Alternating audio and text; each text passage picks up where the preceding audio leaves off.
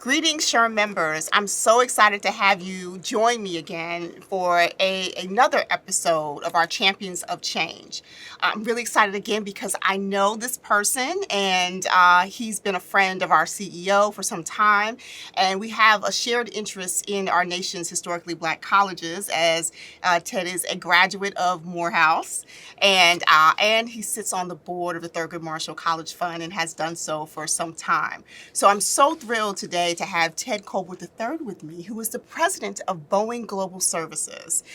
He's amazing. When we met him, he was the CIO of Boeing, and so for the last few years has had this great promotion, and he's been leading a team as the president of a unit. And I'm bringing him here today to talk to you from the point of view of a president. He is the leader of an organization who has been really honest about how racial equity in the workplace is important, but he thinks about the bigger picture and how there are other ways you can make our workplaces inclusive without just focusing on one of the issues, but on a myriad of issues in our workplaces. So Ted, welcome.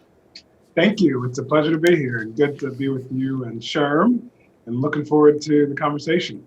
Great. So I mentioned a little bit about your career journey and your background by saying that you're a Morehouse man, but you actually have a dual undergraduate degree. So would you just share a little bit about your career journey because we have a lot of young emerging leaders who are watching this, and talk to them about how you got to where you are today. Sure. So I'll go way back and then I'll fast forward to today. As you mentioned, I attended Morehouse College. I was in the dual degree engineering program with Georgia Tech.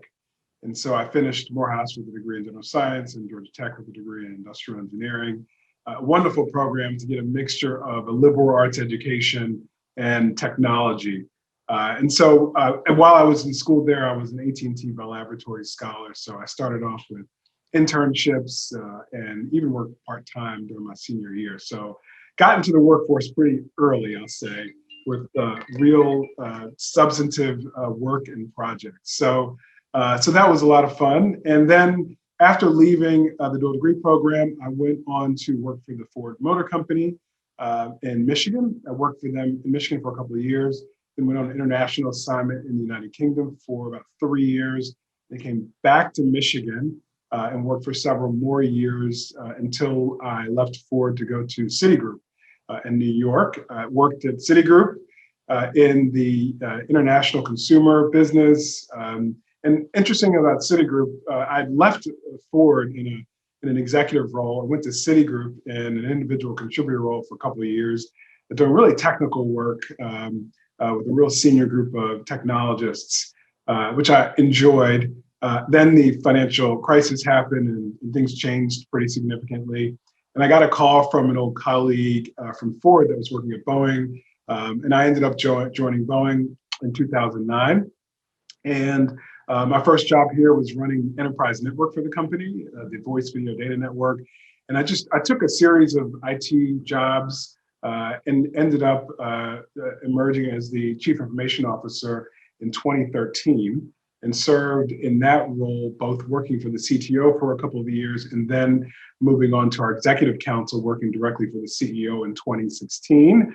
And then more change happened. And as you described, I became the president and CEO of Boeing Global Services at the end of 2019. So it's been a pretty interesting journey in a lot of ways, Emily. Most of my experience has been in the world of information technology, process improvement, process reengineering, worked on programs in the auto industry, and then obviously here at Boeing, technology and now global services.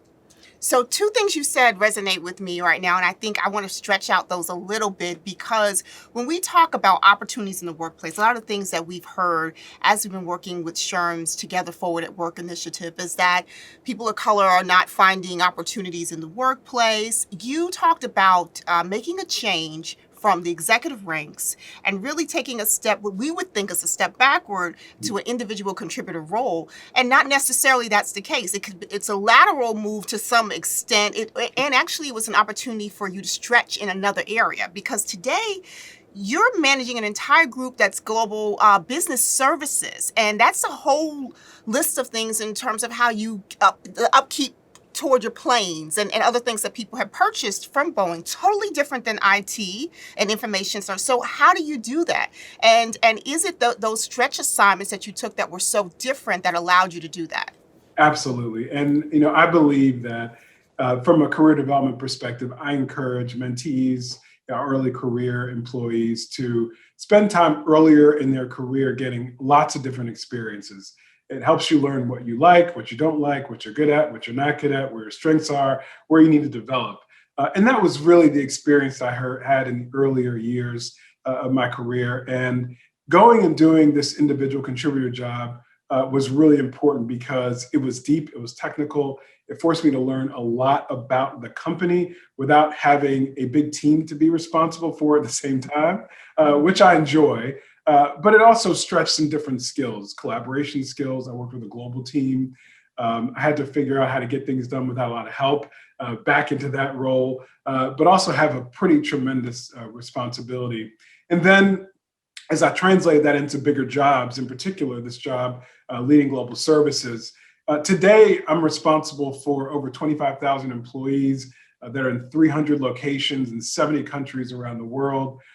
We are responsible for aftermarket capabilities and services for both commercial and defense products that we sell, and in some cases we don't sell.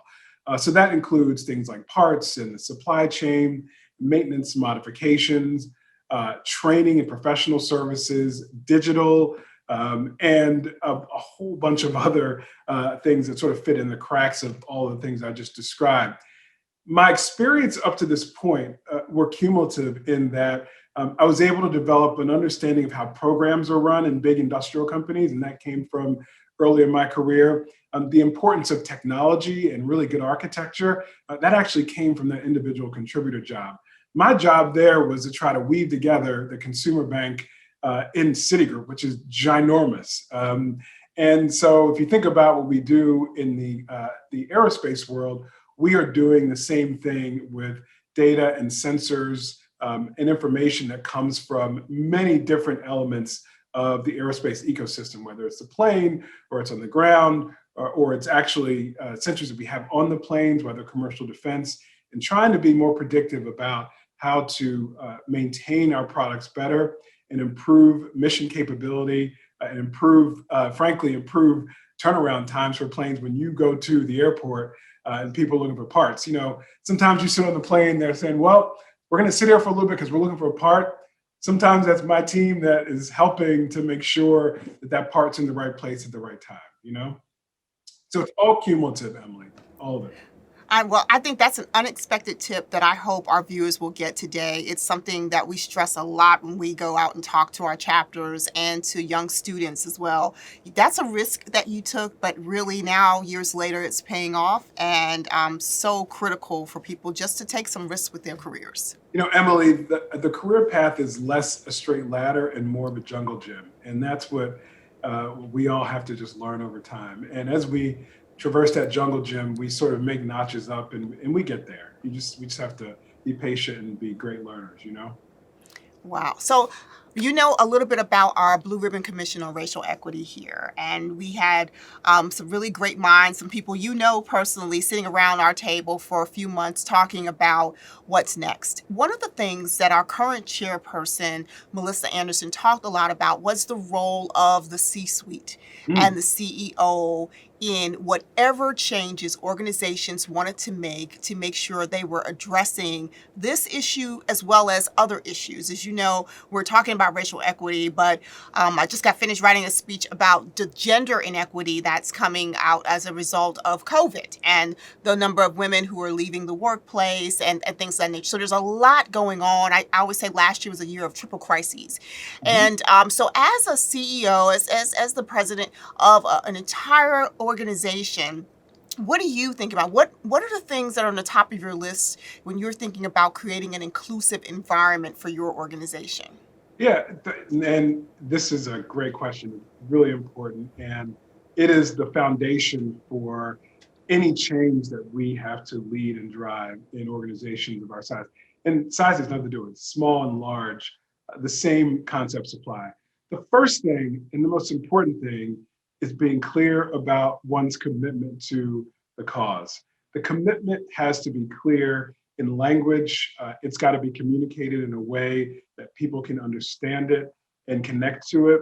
And our actions have got to be consistent with that commitment, meaning we've got to put together plans that reinforce the commitment that we've made. We've got to put measurement systems in place to make sure that we achieve those plans and communicate our progress, good or bad, along the way. And that's what we are in the progress of doing right now at the company, both the entire Boeing company and within Boeing Global Services. So the commitment is the first piece of it, and then getting really detailed about where you are.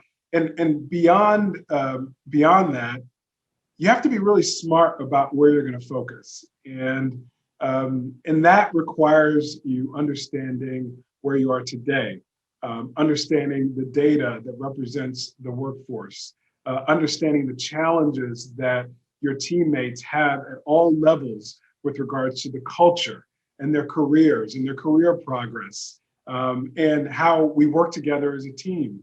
Understanding those basics and that foundation provides a baseline from which you can actually develop plans that will affect the real outcome of change that you need to drive within the organization. That commitment, the deeper understanding of where you are today, and then plans that connect to where you are and where you need to go, to me, are the foundations of it from a leadership perspective. Wow. I think that's absolutely right. And when we release our report, we're going to be talking a lot about how you've got to hear it from the CEO. You've got to be clear.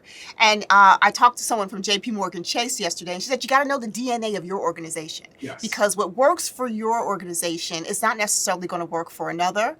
And what you choose to focus on within your organization is going to be totally different for another. I think a problem we have is we've got employees comparing experiences at organizations as apples to apples instead of apples to oranges. Yes, yeah, it's interesting you say that, because in the days following George Floyd's murder and the corporate commitment and communication about what corporations either aspired to do or were doing, there was a lot of, well, they're doing this, why aren't we doing this? And they're doing this, and why are we doing this? And one of the roles that I have, and one of the amplifications of our commitment, is I am the executive sponsor of our Boeing Black Employees Association.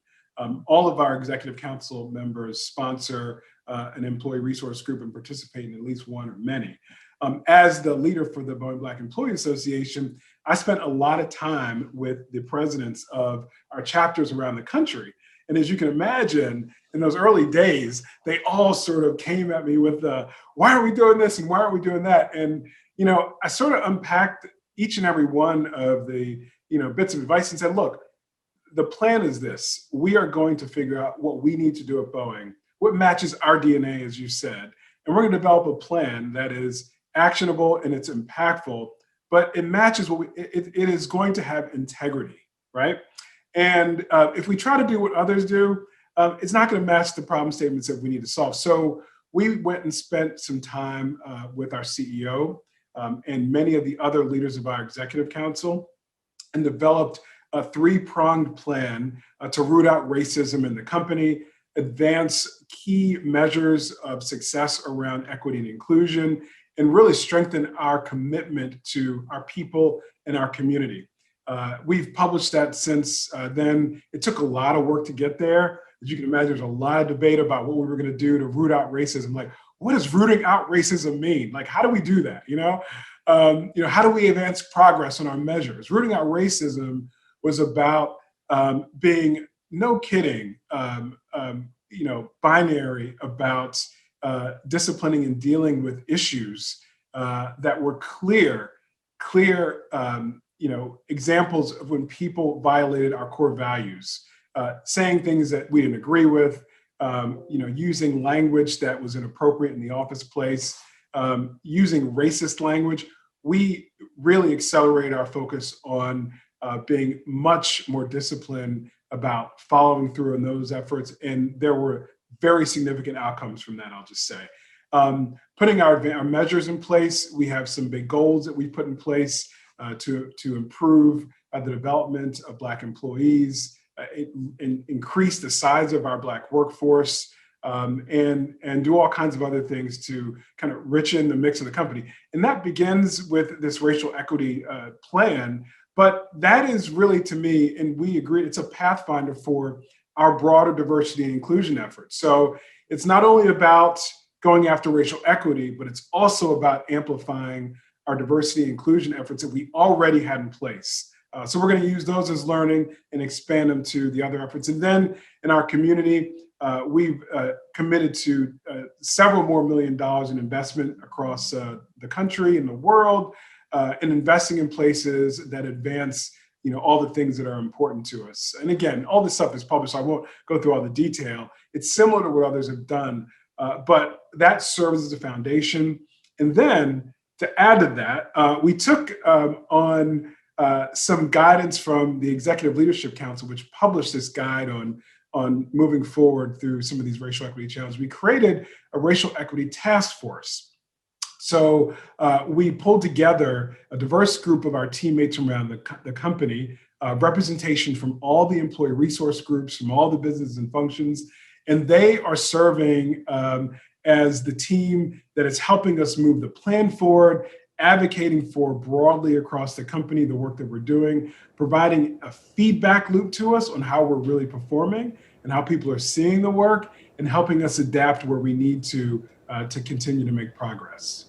Wow. So I got to ask, where Yes. was HR in the planning for this? Yeah. How so were they we were, being used? How were they, where are they leading in this initiative? Yeah, so the HR team absolutely lock-armed, right next to us. We all work together as a strong kind of balanced team of leaders.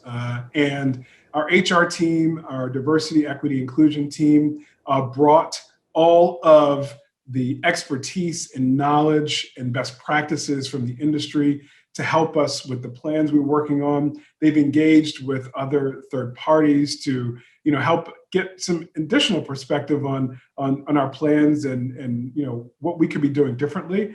And they've helped, frankly, program manage a lot of the work that we've been doing. The Racial Equity Task Force, as I mentioned before, is made up of a diverse group of employees across the entire company. And they are largely helping to facilitate that process. It's an empowered team, but the HR team is helping them make sure that they are making good progress in breaking down barriers, opening doors where needed, helping, and frankly, making sure that they come into the sessions with our executive council with a no fear attitude, that they know that they're in a psychologically safe environment and they can share the no kidding feedback about what's really going on in the company. HR teams help to empower the team at large and really helped us all with the best practices and the overall approach. But I would tell you, Emily, that the partnership is important, but I'll go back to where I started, which is if the leaders of the company are not committed and their actions are not congruent with that commitment, this doesn't work. And so we've all got to be locked in together, and our actions have to be consistent with all the things that we say and we aspire to, Wow. So I love that. And I know our HR professionals love to hear that they're empowering the rank and file who are participating in this initiative and creating those safe spaces. We talk so much about HR always focusing on compliance, but here they're being strategic partners for the organization, and they're serving both the employer and the employee, which is what we say all the time. So that really makes me happy for you to say that. I didn't expect that, so thank you. So I want to go, before I talk a little bit about, I want to talk reskilling and upskilling with you. Sure. And I want to focus a little bit on something. I had an opportunity to talk to Mark Howes over at John Deere, who you know as a former member of the TMCF Board of Directors. And he created a program that is has one part law students working in it, one part policy. He's working on farmers and access to their property and their land rights. Before that, a few years ago, at TMCF, as a member of the board, Boeing came up with a program to help actually, really, I guess, I think it was a better than just an internship, really a holistic Hmm. plan on how to really engage college students in Boeing, more than just the internship, but just really getting them in there as employees and smoothing the pathway for that. And I Sure. think that that's part of a new way of reskilling and upskilling students and other people as they're entering the workplace. Can you talk a little bit about why you decided to do that, what the program is, why you decided to do that, how that's worked out for you? And then as you're looking at the future of talent that you need, how some that you learned from that initiative is helping as you're talking about reskilling and upskilling needs in the aerospace industry. Absolutely. So the program we're talking about is absolutely one of the things that I and many of our colleagues are frankly most proud of from an entire career perspective. And this is, it was a really groundbreaking effort that we worked on with TMCF and frankly with our HR team here at Boeing. And so, and it really goes back to conversations that Johnny and I had on my early days on the board at Thurgood Marshall College Fund, which was, it kind of went along like this. Johnny, hey, we already recruit from HBCUs. We do a pretty good job of doing it. We have a pretty decent pipeline of talent coming in. What should we do that could just be that much more impactful? And so after a lot of sort of going back and forth and thinking about it, I think some of us, even through text, Johnny and I thought that our goal would be to put together a program that created the conditions to develop the next big leaders in corporate America. In our case, it was Boeing. And so with a goal of that in Boeing, but also being realistic to know that these folks may not stay that long to become that big leader in Boeing, but that we could be a catalyst for other companies to do the same, and that maybe we'd receive some of these folks in the long run. We created this program and invested $6 million with Thurgood Marshall College Fund and several HBCUs to bring on students to both come in through an internship program, and in the key element of the bringing on of the talent was to take them through an immersion program. So different from a typical internship program, we have this immersion program where they come in and they learn a ton about the company. They get a crash course in the Boeing company. They meet a multitude of executives. Before COVID, they went and spent time in our facilities to understand more about what we did. The leaders that they were matched to from an internship perspective were personally curated by me, some other leaders in human resources, as leaders that knew that their goal was to help develop this next generation of really strong talent. The cohort was small, which is another important element because we wanted to make sure that we had a manageable number of leaders that we were trying to develop. So in the teams. And so we brought in this first cohort, we took them through the immersion, exposed a bunch of our leaders to them, took them around the company, allowed them to present to us and others their work. And it was wildly successful. It's been wildly successful. And we're now starting to convert our students who start off in the first cohort into full-time employees. And those full-time employees are like showing up like, they're showing up as rock stars. I just saw one that just got accepted into one of our rotational programs that is a high potential program. And I know where that person started in the first cohort. And so the beauty of this is that it's a mutually beneficial program in that the students get a lot more attention and nurturing in their transition into corporate America and to Boeing. We also get a chance to expose our leaders and our company to this talent base that some people know about, but a lot of people didn't know about. Let's just be honest, right? So that worked out. It's been working really well. And then we've also used some of the money to invest in the schools. So we help the schools with their curriculums and other activities that they have going on campus. Our presence is known on several campuses in a way that it was not known before. And I know that for a fact because one of my sons attends one of our schools. And I met one of his friends who was in our program and I didn't even know it. And he didn't know I worked for Boeing, but he talked about this program like it was the greatest thing ever. And when I shared with him what I did and my part in that, he jumped, he hugged me. Like he was just so thankful for for the commitment and the investment that we made in him and the school. And I'd say that is a very consistent bit of feedback and theme amongst the students. So so what that does is, and what we've done to answer the second part of your question, Emily, is that we're now using the lessons learned from the immersion program and other elements of the Boeing TMCF partnership to replicate into other areas of developing our people, especially women and minority talent, because we know that it works, it's sticky, it has people wanting to come back, and it frankly has our leaders wanting these new talented people on their teams. Wow. So this is another example, as I've talked to people, is you've been addressing this issue well before 2020. Yes. And I think I take a moment to say that because we do have people who think this is overnight, that you've got to solve the problems overnight. And it is really, you can't do that, but you've got to be thoughtful, and you really do have to take the time to find the initiatives that then can be piloted.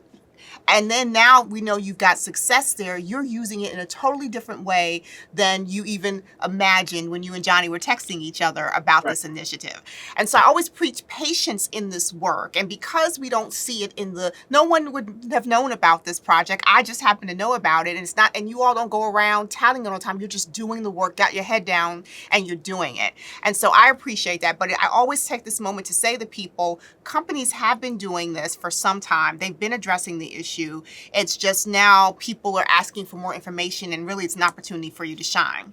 Absolutely. So I'm so excited about that. So look, I'm running out. The team tells me I'm running out a little bit of time, but I've got to talk to you about something else I think is really important, because it's one of the reasons why I'm so proud to know you. I think you're an amazing mentor and sponsor. And I remember being general counsel and having lunch with your former chief of staff. That's right. Who is now the CIO for Kohl's. And I know Nikki doesn't become CIO of Kohl's without a Ted in her life. And I tell people all the time, I say I'm a male manager maid. I've had all these male managers who have really helped to sponsor me and mentor me along the way. I think you're even one of those people, because every time I get a chance to actually spend a couple of minutes talking to you, you drop a gem.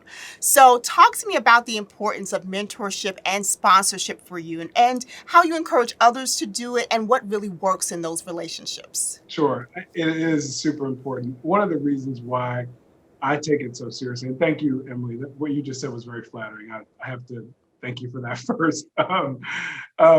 One of the reasons why I take mentorship and sponsorship so seriously is because I would not be here were it not for others helping me. And I think that actually goes back to maybe even elementary school, people taking an interest in my personal progress and development, pointing out my blind spots, coming at me with almost unconditional candor, just being straight about things that I needed to do and do better. And I learned that at an early age, and sort of decided that one of the things that I would do as a leader is differentiate myself on that basis. By helping people. And the most impactful big pivot of my career was from a mentor in the early days of my career. I became, similar to the story you told, his chief of staff. And I ended up getting promoted into the job as his chief of staff, and then promoted out of the job as an executive, and leading the organization that I left before becoming a chief of staff. So essentially, I became my boss's boss, my old boss's boss, which was crazy. And you can imagine, for all the HR professionals out there, how this all plays out, right? And as a very young executive, I was in my 30s at the time, and so. But what happened during the time that I became his chief of staff and the time that I moved on is the thing that really impacted almost all of my mental models about leading, about mentoring, and how to really grow great talent in an organization. He put me in front of his team on his behalf. He gave me really hard problems to solve. We interacted outside of the company in ways that you wouldn't believe. He'd say, go read a book. I'd read the book, say, yeah, I think we can do this. Say, go call the authors of the book and let's go meet with them. I'm like, are you serious? Can we really do that? And we would actually do it, right? And so that experience took my self-confidence to like a level that was unbelievable because he taught me about getting over fears and leading in a very strong, with a very strong foundation of servant leadership values. And the reason why I believed it is because it's the way he treated me, And so I do the best that I can today to pay that forward and backwards. I believe that, and this is the part that the HR folks don't like me saying, but I'm going to say it anyway. I believe that the systems that we have in place are in place for a reason. And they begin with compliance, which is good. And then they move down the continuum into being more strategic. It is really difficult to execute at the strategic level when it comes to people development in organizations as large as ours, at 150,000 employees. So there are people that will make it through the system based on the way the system works, and that is a wonderful thing. And as HR leaders, you have to impress it upon your leaders. Ultimately and fundamentally, it is their responsibility to develop talent within the organization, whether the system is working or not, right? And so, and my mentor would say, I reached out, he used his hands, I reached down and pulled you up. Leaders have to reach down and pull people up sometimes. And that is just a fact of life. And so at any opportunity I have to do that, I do it. When I see that people have talent that is underutilized or potential that they don't even see in themselves, I put them in positions to make sure that they can learn that they are even more than they ever dreamed that they could be, and then just let them grow and flourish. And the example that you gave is one of them. When Nikki worked for me, we worked on some really hard stuff, some huge change efforts, and I said, "It's all yours. Just go do it." And we were successful in many of the things that we went after. And she built skills and built her own brand and set of experiences that allowed her to move on to a really big job. So it is important. It's personal to me. And the reason it's personal is because it's how I got to where I am today. And that's why, Ted, you're participating in this Champions of Change interview. I think that you are a champion of change. I think that Boeing is a champion of change right now and doing its best. When you have so many employees, you're absolutely right. It takes the entire executive team and all the leadership, the people managers, to do something successful to create an inclusive environment. And I know you all are doing well and will continue to do so. Ted and team, thank you so much. I so appreciate you taking time out of your busy schedule to do this. And to all of our HR professionals, I hope Ted dropped some gems today that you can take back and use in your workplaces. Take care. Thank you, Emily.